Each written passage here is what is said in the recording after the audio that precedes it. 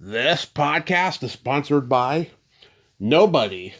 Hey dudes, welcome to Splat from the Past, daily 80s themed horror sci-fi show where things can get totally radical.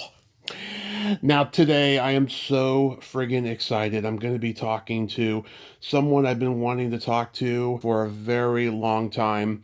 I'm going to be talking to Heather Haase. Heather Haase was an adorable child actress back in the 80s. She was in Private Benjamin, Hard to Hold with Rick Springfield, Iron Eagle, which is where I first fell in love with her.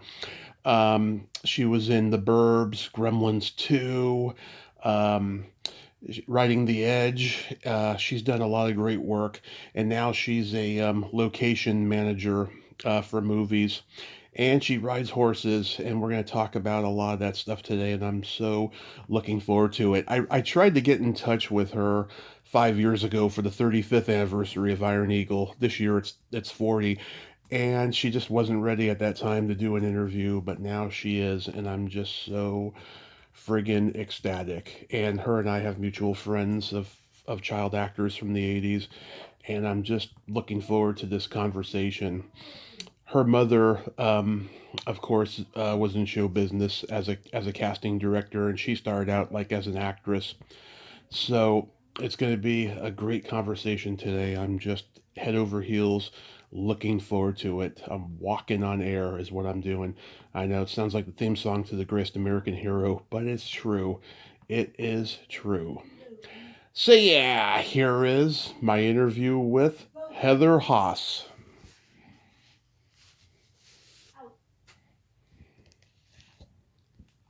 Well, hello, Tommy. Hey, Heather, welcome to the show. How are you today? Thank you. How are you? I am blessed beyond blessed. I can't tell you what a great honor this is. I've been a fan forever. Thank you so much for coming on today. Well, you're very special because for some Oh, reason, I stay pretty off the grid, but for some reason I answered, and here we are. I appreciate it so much. So, going back in time, your mom, Carolyn DeVore, is an actress and casting director. So I can imagine it was only natural that you would go into show business as well. Well, I think that was more of her plan for me. Uh, She definitely. So I was kind of a horse crazy girl at a very hmm young age, and she would say to me, "If you want a horse, you have to work." ah, So a little backwards, but yeah, I was, I think, somewhat successful in accomplishing that because I had a drive that was a little bit different from a lot of others. wow. So you got into acting because you wanted a horse. Yes. Love it. Love it. That's so awesome that you had a passion and you were going to work hard for it. Did it take a lot of years to get that horse?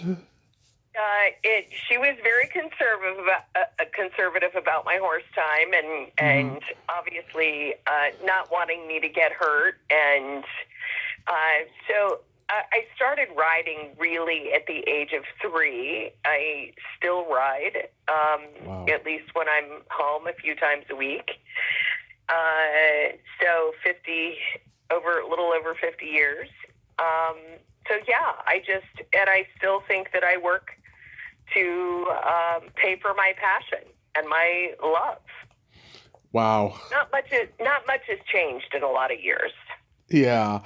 But did she want you to be good at the craft of acting when you were in it? Absolutely. I went to acting classes a couple times a week, but did a lot of other things: dance class, singing. In the day, you kind of had to be multifaceted, right? You Right. had to sing and dance, and um, I think it's a lot different now. There was more musicals and more things that required you to do. I remember I auditioned and came down to being one of the top selects for the movie Annie.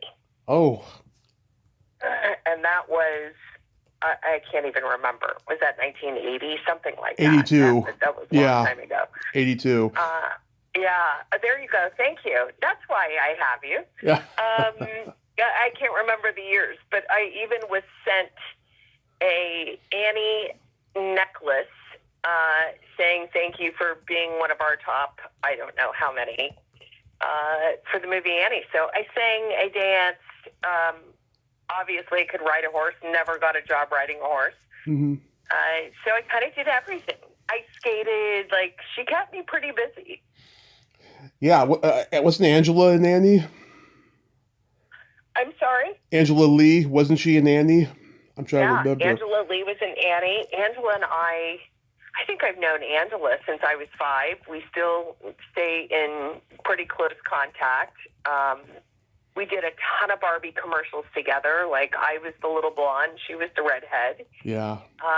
And we'd see each other on auditions and go do things after auditions and outside of auditions, and we've maintained a friendship.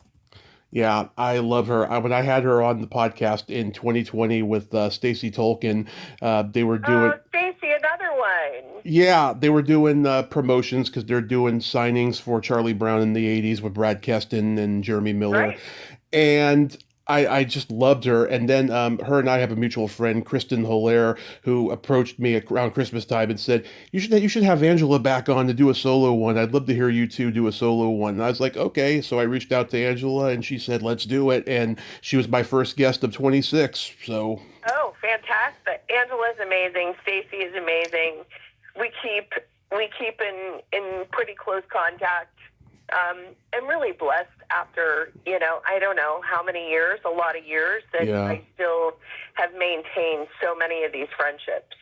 But I feel like we all have somewhat of a bond, growing up the way we did, and auditions and working and just a slightly different kind of life. In our younger years, there's a bond that I don't think happens a lot. Yeah, it's funny. I grew up, watching a lot of movies with kids that were like 10 years older than me. My brother's 9.5 years older than me. And so like everybody was like my older siblings. And the fact that I've gotten to interview them and become friends with them afterwards, it's so surreal to me. I mean, everyone in your age group, like Keith Coogan and Katie Barberi and Nicole Eggert and Ryan Lambert, it just like, they've always been like my siblings, and the fact that I've gotten to interview them, it's just so surreal to me.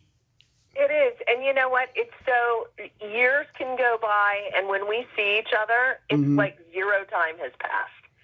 Right. There's this bond. It's really hard to explain. Like, I haven't seen Nicole. I've talked to Nicole. But Nicole and I grew up in Orange County. Mm-hmm. And Nicole and I did horseback riding together. We would ice skate together with birthday parties. We laughed at some point. We used to ride around her neighborhood in Huntington Beach on our bicycles. Right. So we've always, like so many of us, it wasn't just, I think entertainment brought us all together. Right. But we still have an incredible bond that I can't think of how many people have that with like childhood friends since you were 5. And now you're in your 50s. It's pretty wild, and I feel super blessed. Oh yeah, my parents are still friends with people they knew going back to kindergarten. The actor Dennis Haysbert, she's known since kindergarten. They still talk, even though he's famous now. Right, but it's a rare thing. But it's super cool. I don't remember, at least with any of us and all of us, like I'm still super close with Andre Gower. Yeah, I love Andre.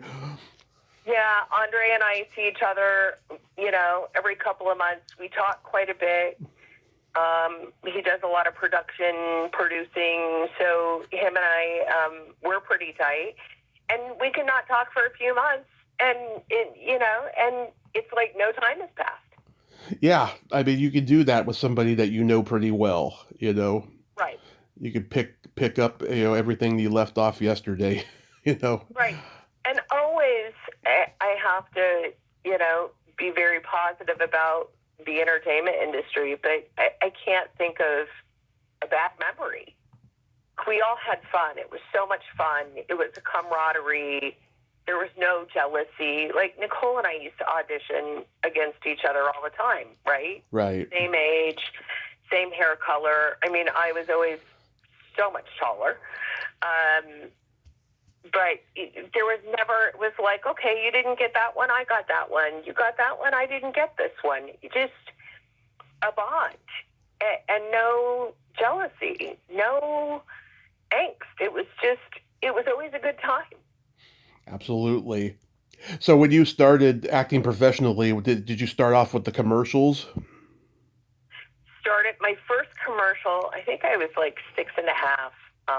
And I did an Alpha Beta commercial with Alan Hamill. We had one. We had an Alpha Beta in my neighborhood. Oh, yeah, see? So, and I think it's still, like, sometimes, and it's rare, but every couple of years I'll, like, get on YouTube and search, like, some of my favorite commercials. I think it's still out there, but I remember that I had been on a lot of auditions, and I walked in and he said, on the callbacks, and he said, "You look like my wife. You have the job." Wow. So that was, and obviously Suzanne Summers, and that was it. And it started rolling quite a bit after that. I mean, I remember a time I booked like 2 commercials in one day. So really my thing was pretty heavy commercials. Was never growing up interested in doing a series or a movie because I really wanted my horse time. Yeah. So that's, my mother and I fought about that. Wasn't interested in recurring on a show, fine. Feature film in the summer, like the Burbs, that was shot in the summer. Right. Fine, but I really wanted to maintain my horse life and my active life. Yeah, the first movie on your IMDb is Private Benjamin. That's one of my favorite movies ever.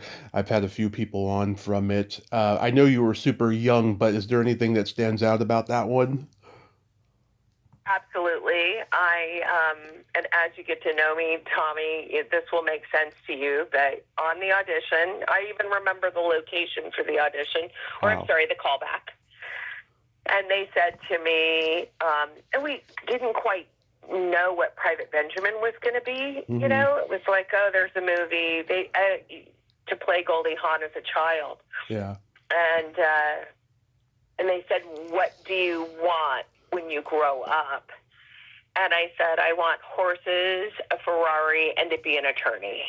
And I think that's what got me the job. And I was 7. So quite an imagination for a 7-year-old. I love that. Yeah. And I noticed you were later on her Goldie and Kids special. Yeah, that definitely, we can talk about a lot of people that were on that show, but I know one of them. Nick, one of my favorite people in the entire world. May he rest in peace. And we share the same birthday, and we maintain friends, and even friends through the Burbs and after. But Goldie Hawn definitely had such a big impact on my life. She would come to set in her Jeep with the top and doors off, and half the time not wearing shoes, and in her jeans, and I just thought she was the coolest lady ever. Yeah, I mean, she's still one of the coolest ladies ever, and I grew up just idolizing her. Another girl I knew who was in that special was Betsy Chaucey. Oh yeah, Betsy. I used to go and stay at Betsy's house and with her parents, and they lived on Tahunga in Studio City. I mean, I have an amazing memory when you talk to me about it. I just can't remember what I ate this morning. I can tell you I just ate oatmeal, but generally I can't remember what I ate. Yeah, Betsy. Oh God, I was on the floor laughing when I was watching this because Betsy has not changed. Even back then, she was a contrarian and she was opinionated and outspoken. I was cracking up. She wrote that controversial, or she did that controversial documentary 20 years ago about physics, and she got like hate mail and death threats out of it. I was cracking up seeing her that young, just saying, I don't think it's right. you know. Yeah. Yeah, I don't recall that documentary, but now that you sparked that, I'm going to have to take a look. But Betsy was always, another singing, dancing, acting, super talent. Hmm. Super, and I know she stayed in production for so many years, maybe still is. Like, we're Facebook friends, but I haven't seen her in a lot of years. Now, there's something weird in this special. Goldie marries Barry Manilow in it, and he's gay. And he gives you kids a talk about the birds and the bees in a classroom setting. I'm like, that could never happen today.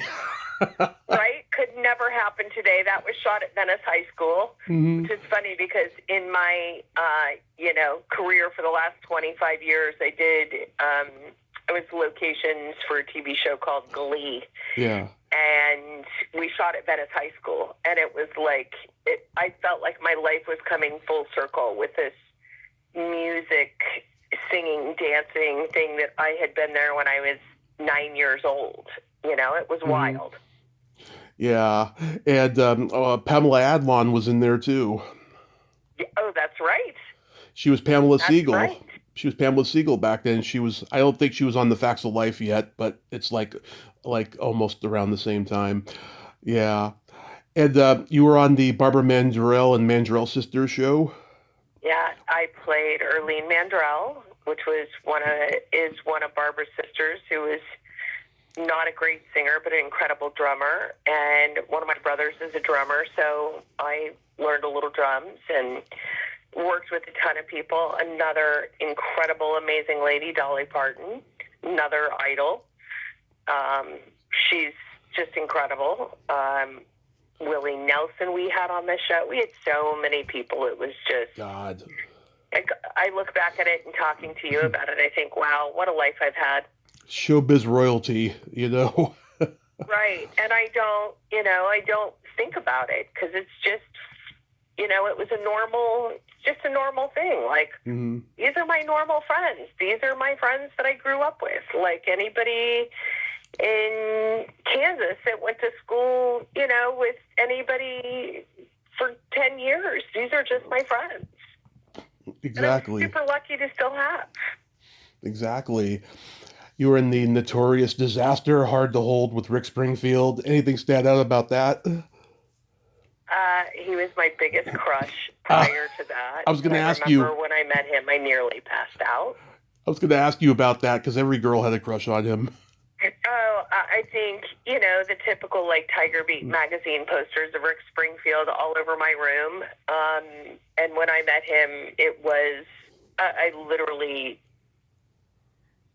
nearly passed out. And another amazing person, amazing man, like, for years, he would always invite me to his concerts. I mean, for a teenage girl to sit backstage at a Rick Springfield concert. Yeah. Who gets to do that? It's so incredibly cool. Yeah, all great memories. What else you got for me, Tommy? What else do you want to send me down memory lane? Well, I wanted to bring up that your character's name is Cal. My kitten's name is Callie, short for Calico. Oh, and very cool. And we call her Cal.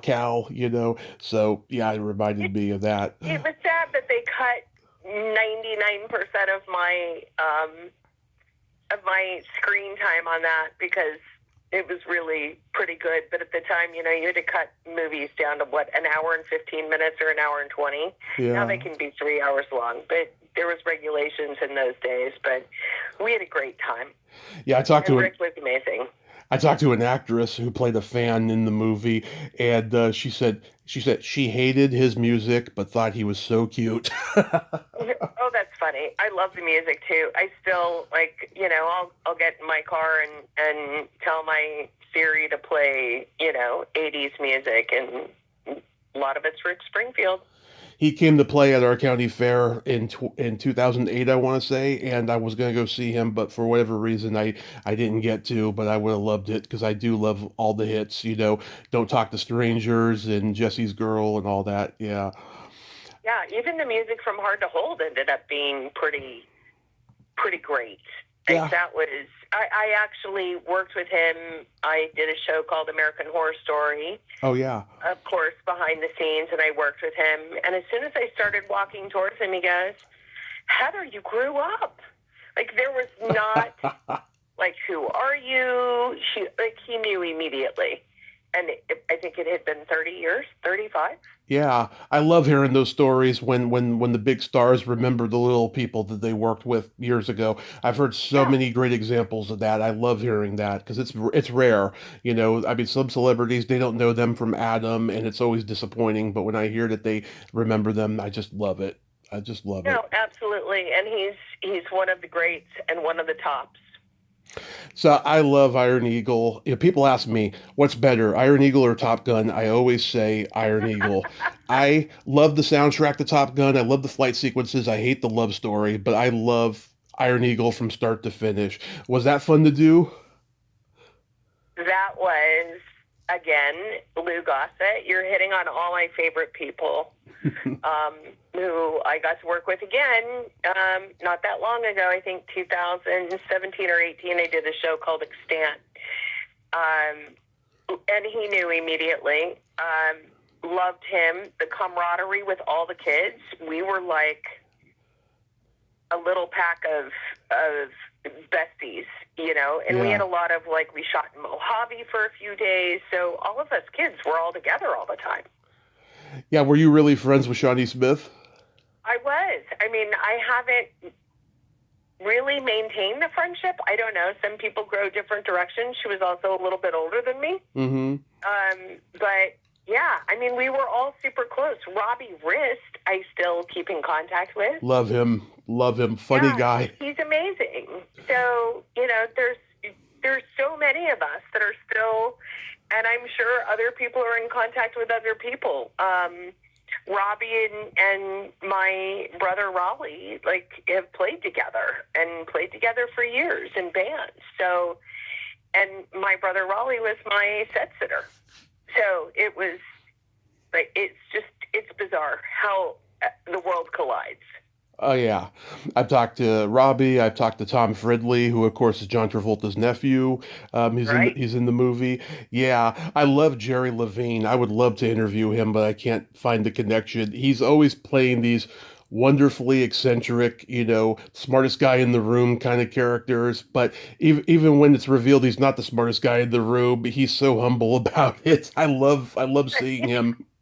Yeah, and Larry B. Scott, of course, who's Lamar in the Revenge of the Nerds movies. Yeah, Yes. It's wild. I think it's so cool, Tommy, that you do what you do and you connect with everyone. Oh. And it's awesome because it's great to hear these names that we don't hear all the time. It's great for me to look back at such fun memories. It's super cool. My pleasure. Yeah, Jason Gedrick, another one. He's been MIA for a while. I'd love to interview him. He was in The Heavenly Kid and The Zoo Gang. Great, 80s movies. But yeah, it's funny. I interviewed Mick Swetta, the guitarist from King Cobra, and when they did the video for Iron Eagle Never Say Die, he told me they had to wear these stupid little crew cut wigs and skull caps because they refused to shave their heads because they're long haired rockers, and the video was kind of a parody of An Officer and a Gentleman. They're going through training, and Gossett's the drill sergeant. He's Cappy as a drill sergeant is what he is. And they said they hated wearing those wigs. They were painful, but Gossett got them through the day because he was just making them laugh, and he was looking out for the guys, saying, "Hey guys, you okay? Hey, you want to have some of my lunch or something?" He was just really cool with them. Yeah, it's I don't know. There seems to be, the 80s and 90s kid actors, and we're all still here. We're all still in the industry. For majority of us, I have not heard or seen anything of Jason Gedrick, but he was the coolest. Yeah. Yeah, it seemed like, he was on the verge of success, at that point in time, and then for whatever reason, he didn't, get to be like C. Thomas Howell or any of his contemporaries at that time. Right. Well, what was it? The Outsiders. I mean, Yeah. that threw so many into the Starverse, right? Mm-hmm. You did 2 episodes of the '80s reboot of The Twilight Zone. The Shadow Man, that was the first time you worked with Joe Dante, right? First time I worked with Joe Dante. Still love Joe Dante. And Jonathan Ward, Yeah. who I've maintained a friendship with still, and his sister and I used to go to horse camp together every summer. He was cute, yeah. And then Time and Teresa Gulowitz. And I had to sing on that. I had to sing bad, but I had to sing. I was going to ask you if that was really your singing because it was beautiful. Oh, well, they wanted me to sing bad. It was. So they they wanted me to sing kind of a little off key and not so great. And I don't think, comparatively speaking to a lot of my childhood friends, I didn't have the greatest voice. I disagree. I wasn't it, but I could carry a tune. Yeah, I disagree that your voice was bad. I think it was good. Yeah, I mean, I didn't think you were going to be Barbara Streisand or anything, but I thought you did. I thought you did have a beautiful voice overall. Well, thank you, Tommy. No, it's I sing in the car when I'm alone and just my dog. Yeah, and Grant Heslov, he's the creepy guy in that episode, and love Grant. Yeah. Every time I see him, I crack up. He's funny and everything, and he says to you that your body is like Betty Grable in Wonder Woman. Yes. I remember that. Yeah, I never forgot that. Yeah. See, that's just coming back to me. These are things that I don't think about, but you're making for a great day and big smiles. Oh, thank you. Yeah, and another guest of mine was in one of those episodes. Bo Dremen, do you remember him? I do. Yeah, he was in The Heavenly Kid with Jason. Yeah, and oh my God, Paul Sand was in there, and Gene Barry and Gina Gershon. Oh, huge crush on her always. Yeah. Yes. I mean, I wish they would have continued to do that. I mean, I'm a fan of the original Twilight Zones, Me but too. I thought the ones that we did were pretty cool. Yes, absolutely. And I think it would have a growing audience today. Like, I can't believe they're doing the Burbs series. I heard about that. I haven't seen it, though. I've seen a couple of promos. It appears to be, Colonial Street at Universal. I'm not quite sure. I'll have to look into it. Mm-hmm. How was guest starring on Superboy? That was awesome. Shot in Florida. Mm-hmm. Another great time. Again, Courtney Gaines, who was in the Burbs, he was in that with me. So that camaraderie again, that was a blast. I spent a couple of weeks or 3 weeks in Orlando shooting that at their little studio, and that was amazing. That was the John Newton era. That wasn't Gerard Christopher and Stuart Whitman. That was correct. Yeah. Yeah, that show, I remember watching it when it was on, and then I found out they ran into some legal issues, and so it was never available on DVD and stuff. And I was like, yeah, it was a cheaply done show, but that's all they had back then. They just had to use what they could. Right. I mean, it's so different now. There's a lot of indie stuff that happens, but you can make things with technology look incredible. Mm-hmm. But there's still people that go out and do stuff that, aren't high budgeted, that is still good. Of course, yeah.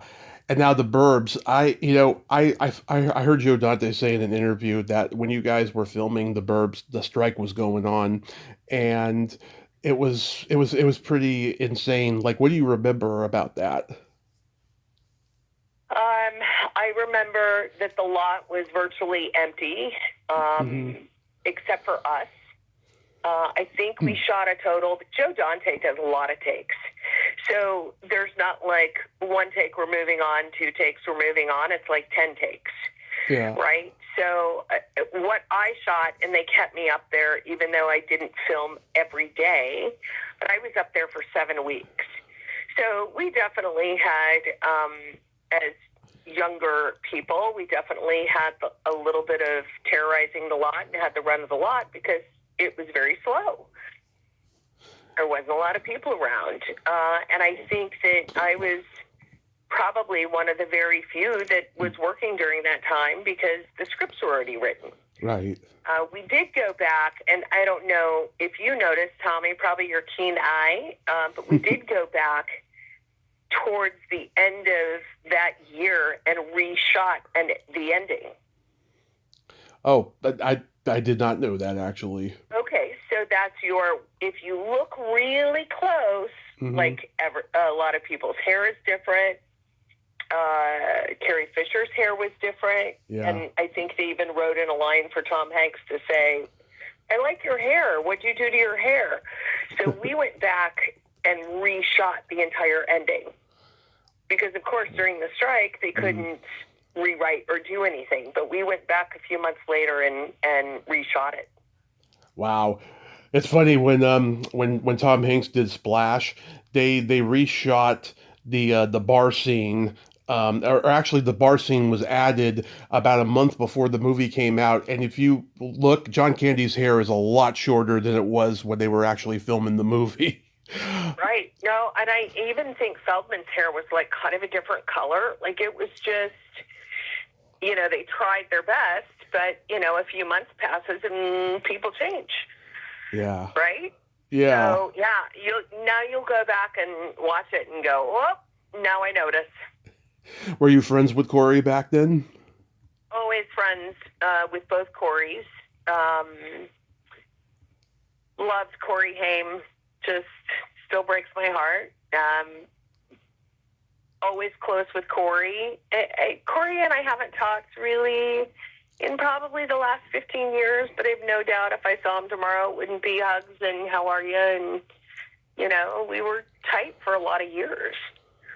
Yeah, I've interviewed his sister, Corey Haim's sister, and all his exes, and I didn't even know they were his exes until I did the research and everything. And they just talk about how loved he was, and I get so upset when I hear all the stuff that Feldman's saying to keep himself relevant.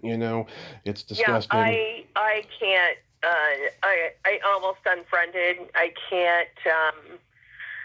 Corey had a lot of demons over the years. Mm-hmm. It's not what ultimately took his life. But he was the most amazing, loving, giving, selfless person. Just an incredible guy. And I can't support if anyone says anything other than that about him. Yeah, that's awful. I don't think you're going to hear too much of that, to be honest. Probably my first crush, for sure. Haim was my first crush, but we were just always buddies. Just always buddies. We'd talk when there was, phones that plugged into the wall. Those things. Love it. We were always tight. And then during our driving years, I would run into him like every other day. Because I was around the Encino area where he lived for years. So, yeah, just an amazing, amazing person. Now, Carrie Fisher, everyone tells me she used to just crack everybody up. She had such a body vocabulary. Did you get to see a lot of that on set? I did not. She was actually not really nice to me. Huh. She's not one that I can rave about. And I don't know why. I don't know if it was just we were, kids running around or what it was, but I did not get to see a good sight of her. I'm sorry you had that experience. She must have been, knocking back, substances during that period or something.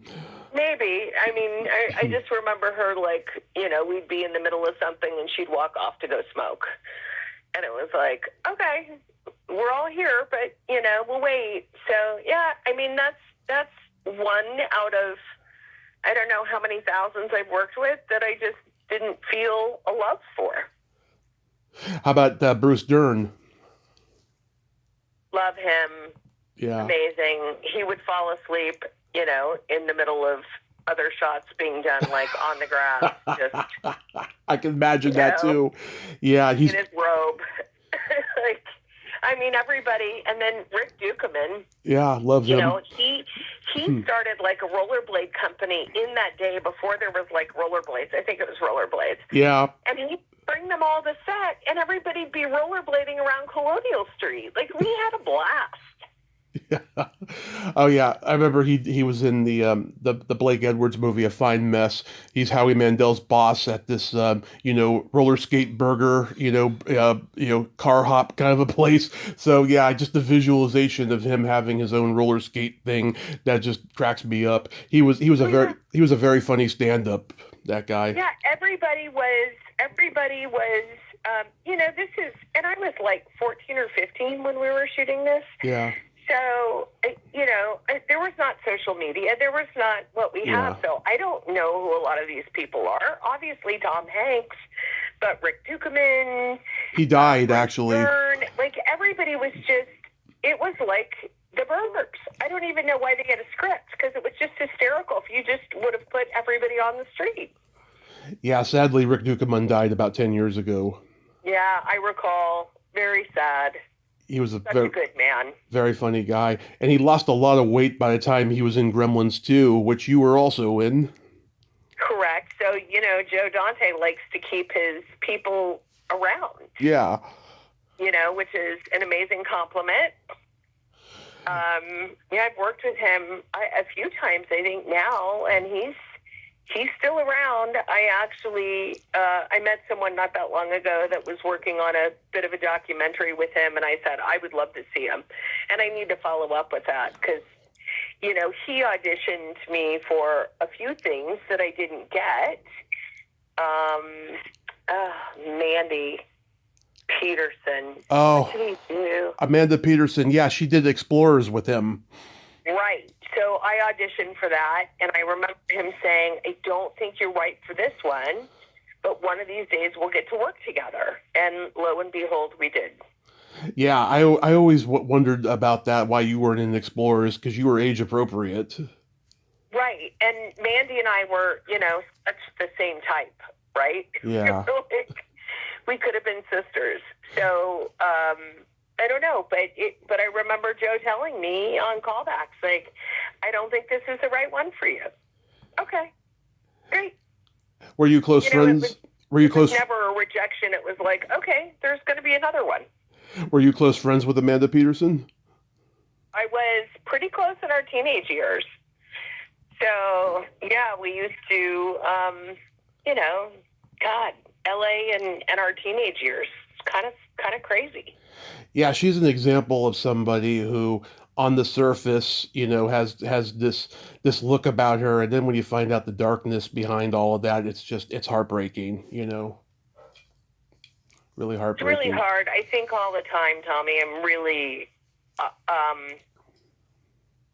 super blessed, fortunate. I don't know if the horses just kept me super grounded and super real. Or what it was, but I feel like there's so many people that had demons that we weren't even aware. Yeah, I know. So many kid actors from your generation, they went down that rabbit hole, and the ones who didn't, I'm just amazed. I'm amazed at the ones who are still sane today. Right. No, I thought about a few years ago and had done a little bit of footage doing a documentary called Full Circle about kid actors. And like myself and Andre and Nicole and the people that have risen above the stereotype. Yeah. And it's unfortunate that there is a stereotype because I think the good outweighs the bad. Absolutely. Absolutely. And I don't know why some people have demons and others don't. I guess if I did, I could fix the world, right? Mm-hmm. I think it's what happens in the house that has a big contribution to it. I would agree. You I know. would definitely agree. So when you did that scene in the yogurt place in Gremlins 2, it's Mm. I've interviewed those two ladies, Lisa Mindy and Patrika Darbo. They're both forces of nature, and Yes. they both crack me up. Lisa, she's got that New York accent. Are the peanut butter cups all natural? you know, Yeah. it cracks me up. Hysterical. Yeah, Hysterical. was it fun working with those two? Oh yeah, they were great and bubbly and funny and animated and, like you said, a force. Yeah. Yeah, and Jerry Goldsmith is in that scene. He did the Oh music. yeah. He did the music for all of Joe Dante's movies, and Jason Preston, of course, who was also in Explorers. Amazing kid. Yeah, yeah. Katie Barberi tried to connect me with him a couple of years ago. He just was not down to do it. Yeah, I mean, I told you I've been approached several times, and this is the first time I've done it. And I just had a feeling, and was like, I kind of stay off the grid and hidden in my own little space, and but I'm super thankful to talk to you. Yeah, and you probably don't remember this, but like 5 years ago, I don't know, I commented on a mutual friends thing, and I said, "Hey Heather, I'd love to interview you on my podcast." And you were very nice. You told me that you weren't up for it, but it's a possibility in the future. So I decided to try There you again. go. I vaguely remember that, but Yeah. here we are, right? Yeah, and I can't tell you how many people said no to me in my early years of the podcast, and I've had them on since because I'm just persistent, I'm passionate about it, and I have empathy. I respect people. Right, and we appreciate that. Yes. Now, I'm probably the only person who's ever seen Riding the Edge. I love that movie. It's kind of cool, right? Yeah, Raphael Esparge is a sweet guy. I had him on last year. He's great. Yeah, Great. Kathy Stewart is a dear friend of mine. She's been coming on here at least once a year since I started, and Wow. I make her laugh. And Brooke Bundy is a sweetheart. I've had her on a couple times, and her daughter Tiffany Helm. And yeah, I mean, that dirt bike race in the first 10 minutes or so was awesome. What do you remember about that? So you're going to laugh at this. I drove at the time, little bit of a story. I had an emergency appendectomy about a week before filming. Mm-hmm. And, in those days, I was in the hospital for 4 or 5 days. Mm-hmm. Got out of the hospital, still had a few stitches, insisted that I drive myself to work.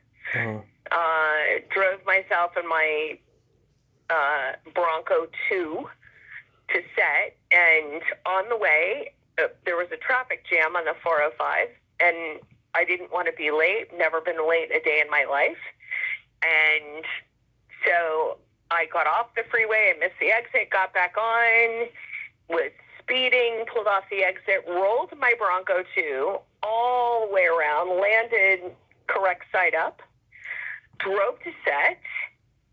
It was at Marine World, the old Marine World, which I'm sure you've seen photos of. Oh, I'm from the Bay Area, so like my parents tried to drive me to Marine World for my birthday one year, and my dad got so frustrated because this is before GPS, so he just turned around and drove us back home. And he made it up to me, got me a pizza and a movie. So. Oh, it was killer. I was so excited. I remember all the stunt people, which I kept in contact with for years, Chad and Scott Wilder and all these people. Yeah. It was awesome. To be a part of that whole thing and with stitches and rolling my truck. And, it was, great experience. I love that you know this stuff that people will ask me because I never volunteered that I was an actor. It's never if I meet people or, people when I worked in TV, unless they Googled me, never knew I was an actress or a kid actor. And a little bit into my adulthood. Mm-hmm. So I forget the things that I've done. And then I talk to you, and you're bringing up all these great memories. Because people will ask me, what have you done? And I'm like, can you just Google me or IMDb? Because I don't, it doesn't roll off the top of my head. People have short attention spans, and it drives me crazy. I rarely ever tell people these days that I have a podcast. But when I used to, they used to say, "Oh, who have you interviewed?" Or what do you talk about? What's it about? I'm like, go check it out, and then ask me questions. Right? Like I don't, I don't remember, and it's not something. I mean, I did over 100 national commercials. Yeah.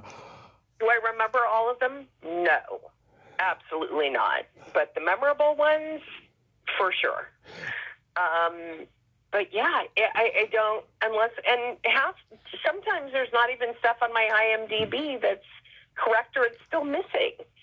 And I have to really think about what I've done. Yeah, even though IMDb focuses on film and television, I hope in the future that they have everyone's commercial credits on there because I mean they have some here and there in the other work section, right? But I'd like to see like the whole list if they can get it, Right. No, I will have to send you some YouTube highlights of ones that I've done, and ones with Angela Lee and Tanya Crow, and Tanya and Jamie and I still, we were in a movie called Coastliner. Huh, that sounds familiar. I think we were 5 or 6. It was about a man, I hope I get this right, about a man that is purposely trying to crash a passenger train. I think I was 6 or 7, so we're talking late 70s. And Tanya and Jamie Crow and I played sisters. All 3 of us. Oh, Tanya Crow, yeah. Yeah. So, and Tanya, I, again, did a ton of commercials with growing up. Her and I were in a great Barbie commercial called The Golden Dream Barbie. And I don't know if we played sisters. She just has dark hair, but we look very similar. I just looked it up. I actually did see it. It's a TV movie.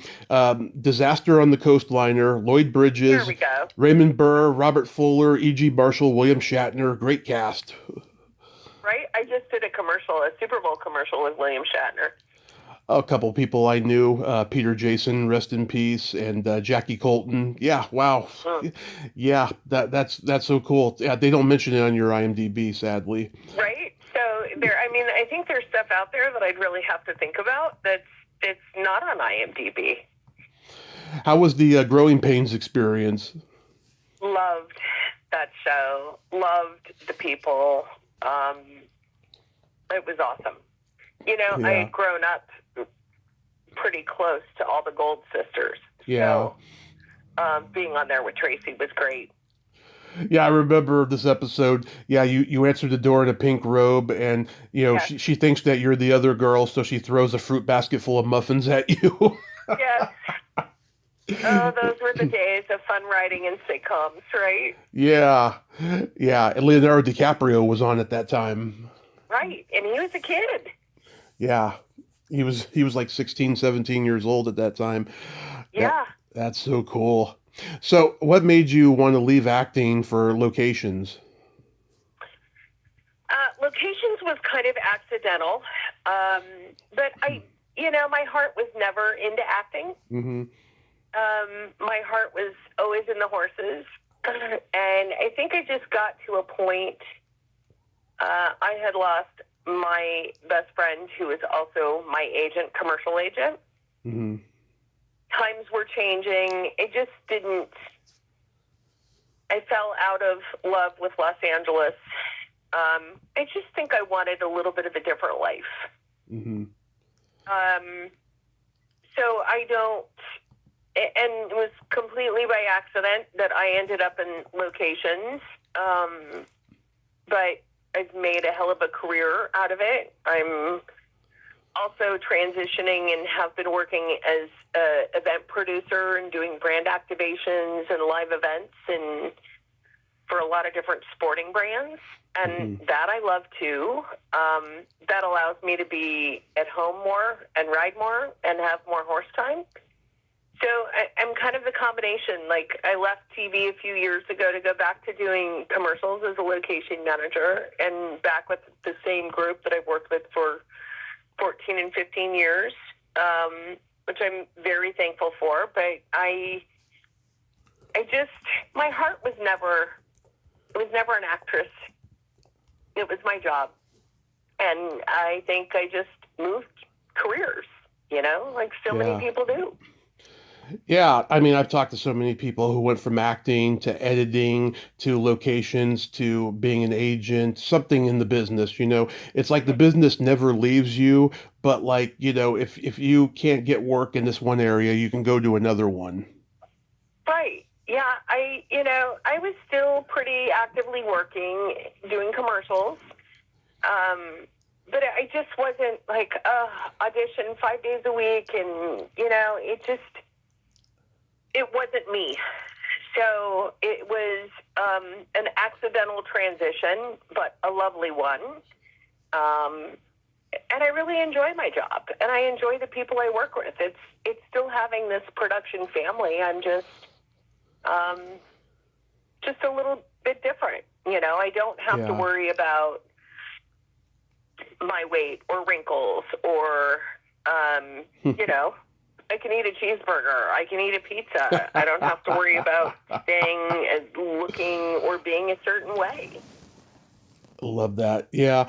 Oh my God, you've done locations for so many great things: the Transformers movie, Glee, American Horror Story, Monarch, Stuck in the Middle, and it said you did assistant locations for Kevin Smith's Red State. Yes. Oh, do you have any good stories about that? Because I love Kevin Smith, and I have a Kevin Smith story. I met him. Oh, do you? Yeah. It was pretty brief. I think I was only on there for a few days. Locations is you're the first one there, you're the last one to leave. So normally your days start at, 3 or 4 a.m. You're typically home by about 10 p.m. It's not easy work. I mean, I laugh. I show people that, when I'm on set, I do 25 to 30,000 steps a day, like constantly moving.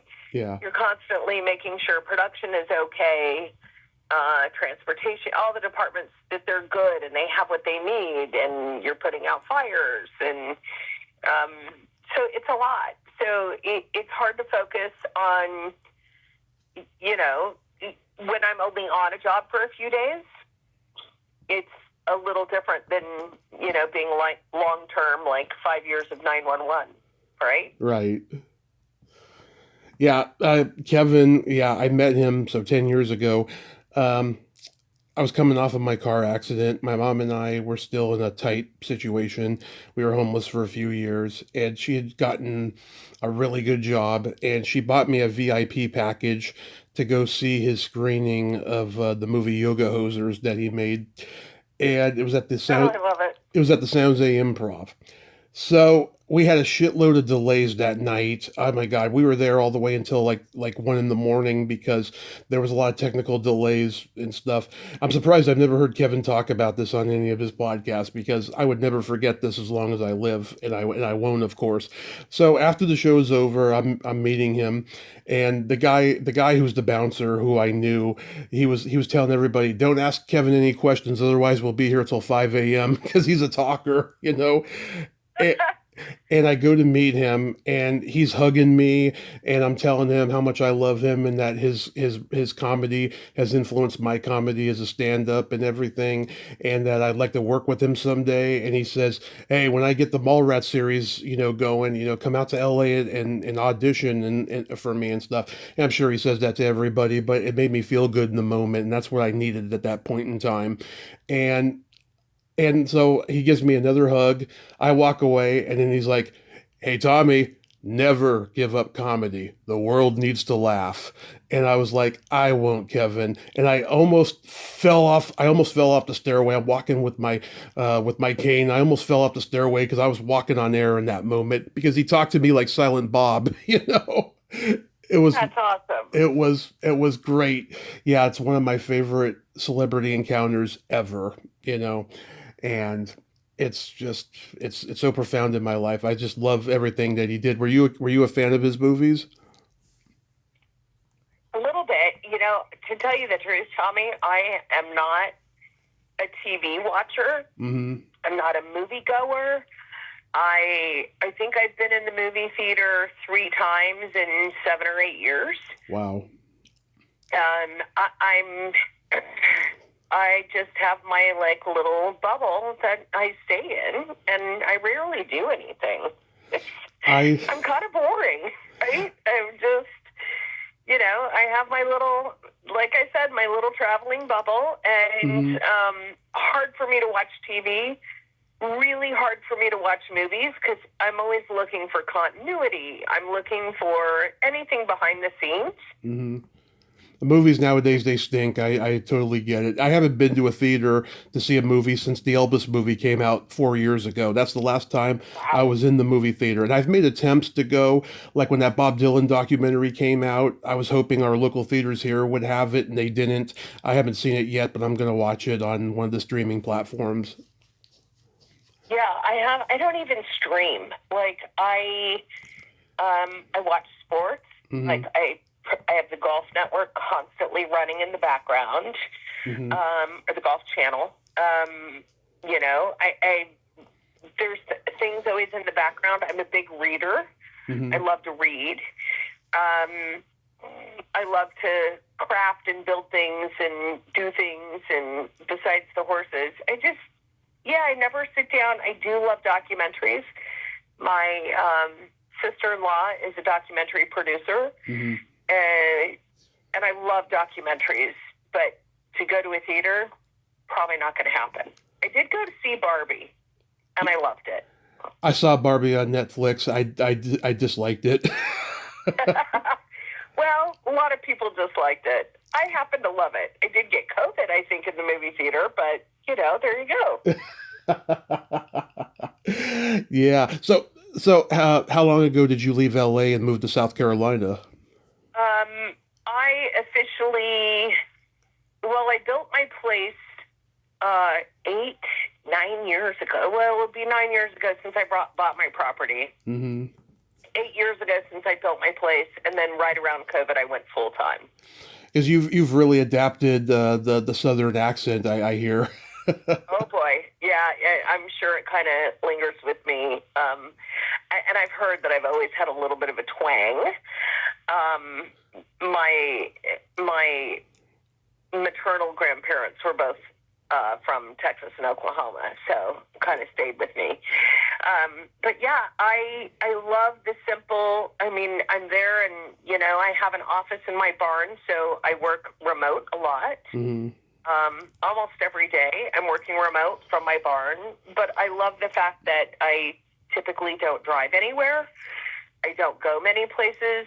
I go to horse shows, or I get on a plane to go somewhere and work. But I just, I stay in this very simple life, have everything I need on property, and unless I'm working, I pretty much don't go off property.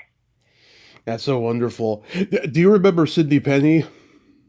I love Sydney Penny. Yes. I've talked to her a few times. I did not realize how Southern she was till I talked to her, because in every role she hides the accent because she has to, I mean, in Pale Rider, she had it a little bit, right? But when I talked to her, I was like, wow, she's really Southern with that voice. Yeah, she's in Memphis, Tennessee. And yeah, she's wonderful. Yeah, we were very close growing up. Again, it's been a lot of years, but it's amazing how many people have actually gotten out of LA. Yeah, a lot of people have. Yeah, and I just think it's going to keep getting worse, sadly. I'm so lucky with the people that I've become friends with through the podcast that are still in LA. When I go out there, I just have a ball with them and get together for meals and what have you. I have friends in North Carolina that I've met from the podcast. Someday I'll go out there and visit, and I'll go over to the South Side and see you. Yeah, you'll have to, or sometime when I'm in LA, because I still frequent for work. We'll have to get together, and I'll tell you some stories off the record. How's that? Oh, that would be fantastic. Yeah. Right now you're in San Francisco? I am working on a project for the Super Bowl. Awesome. Awesome. Yeah. Super Bowl is what, next week? Yeah, it's Sunday, but our event is on Saturday, which is, this is, doing the events is, and producing is an amazing world, and not much different from the production world. Actually you get a little bit more time in production than you do for events. A lot of it's last minute. So it's a parallel world, but it's one I'm enjoying and loving. That is so, so wonderful. So, real quick, we got to play my secret silly game. This is a Okay. series of silly celebrity party questions. It's no win or lose, just pure fun. And how the game works is I ask you the question, you answer it, then you ask me that exact same question, and I answer it. And feel free to comment on the answers because they might be funny. Okay. Heather, are you ticklish? Yes. Tommy, are you ticklish? Yes, I'm baby ticklish. If you tickled me without warning, I may hit you in the groin out of reflex. That's great. Is your belly button an innie or an outie? My belly button is an innie. Hey, Tommy, is your belly button an innie or outie? It is also an innie. It's very deep. I call it the bottomless pit. What color are your toenails painted? My toenails are painted blue. Tommy, what color are your toenails painted? They are dark red for Valentine's Day. Very nice. Yes. Good job. Very elaborate. Yeah, I like to go bright colors. Well, I'm gonna have to change. I'm gonna try to slip in for a mani-pedi, and I'll have to do red. Oh, that'd be awesome. What would you say is your best personality trait? Oh, wow. I'm honest. Yes, you're very honest, I've noticed. Maybe sometimes to a fault, but I think it's the best personality trait. Yes, I agree. Tommy, Yeah. what is your best personality trait? Well, I'm a Gemini, so I have empathy and I have no filter. Can I use that? Can I steal that one, Tommy? Of course. I'm a Taurus, so there you go. Yeah, it's funny. I was 2 weeks overdue. I was supposed to be like May 18th or something. Oh, see? So you've got a little of that bull in you, I'm sure. I do. I say all the time. I'm like, Geminis, I mean, yeah, I think I do have the evil twins and everything, but like, I'm very stubborn like a Taurus. I have Taurus adjacent in me. Oh, yeah, absolutely. Absolutely.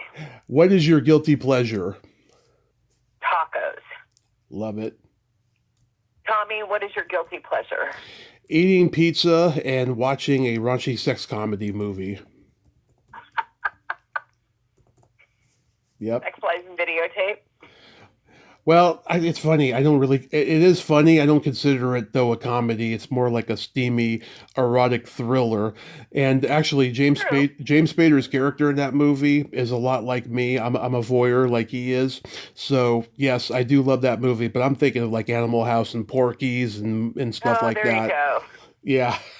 40-Year-Old Virgin. Oh, the best! I love the 40-Year-Old Virgin. I've come very close to busting an aneurysm or getting a back spasm watching that movie. It's so funny. If you could have anything named after you, what would it be? A horse race. Love it. Like the Heather Haase stakes, Grade 1 stakes race. That's catchy. I like that.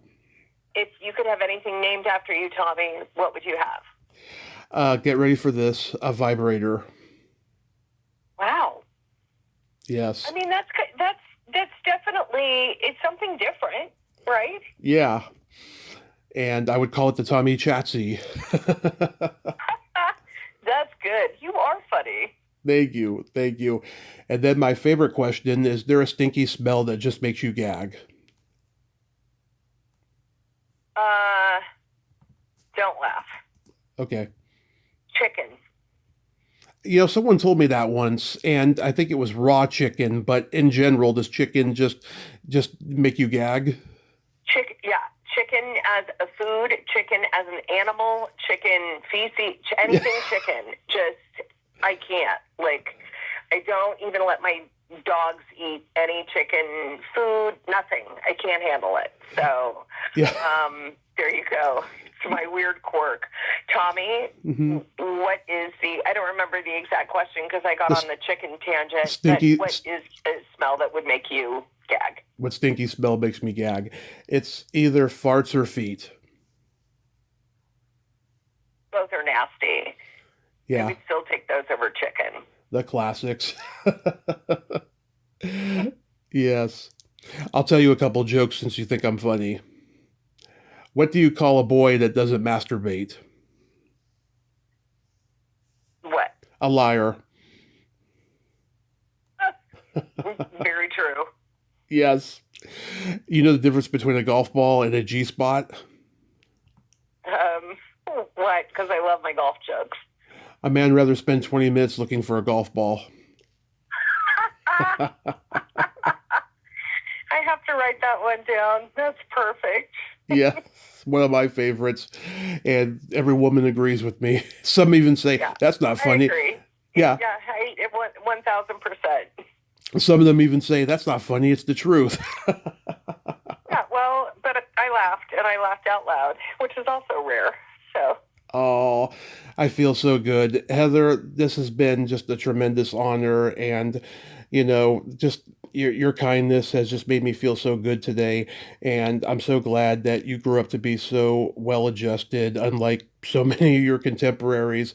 And I have to say, you grew up to be so gorgeous. And thank you. thank you, Tommy. You made my whole day, and I'm glad I said yes.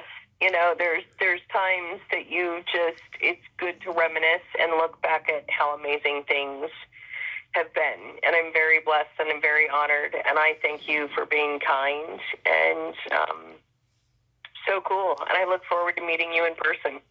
I look forward to it as well. Have fun in San Francisco. I wish you could come visit me over here in Modesto, but nevertheless, have fun and, hope your team wins on Sunday.